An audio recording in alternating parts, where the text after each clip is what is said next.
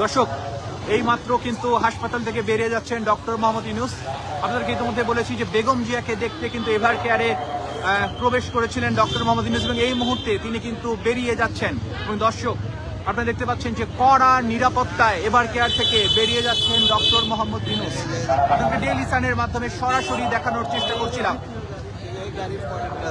দর্শক, দেখতে পাচ্ছেন প্রধান উপদেষ্টার গাড়িবহর, এই প্রধান উপদেষ্টার গাড়িবহর কিন্তু বেরিয়ে যাচ্ছে রাজধানীর এভার কেয়ার হাসপাতাল থেকে। আপনাদেরকে ডেইলি সানের মাধ্যমে সরাসরি দেখানোর চেষ্টা করছি। দর্শক, এই মুহূর্তে আমরা অবস্থান করছি রাজধানীর এভার কেয়ার হাসপাতালের সামনে এবং আপনাদেরকে সরাসরি দেখানোর চেষ্টা করছি। আমরা কিন্তু প্রধান উপদেষ্টার গাড়িবহর দেখতে পাচ্ছি। এভার কেয়ার থেকে কিন্তু বেরিয়ে যাচ্ছে প্রধান উপদেষ্টার গাড়িবহর।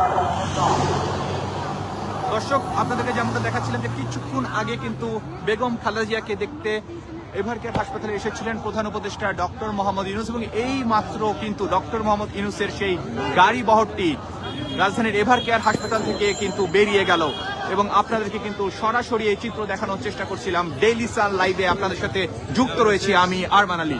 আপনারা দেখতে পাচ্ছেন যে প্রধান উপদেষ্টার আগমনকে কেন্দ্র করে কিন্তু এভার কেয়ারে আজ নিরাপত্তা আরো জোরদার করা হয়েছে এবং অন্যান্য দিনের মতো আমরা কিন্তু আজও দেখতে পাচ্ছিলাম যে সকাল থেকেই কিন্তু বিভিন্ন বিএনপির নেতাকর্মীরা, সাধারণ মানুষ থেকে শুরু করে বিএনপির অঙ্গ সংগঠনের নেতাকর্মীরা কিন্তু এভার কেয়ারের সামনে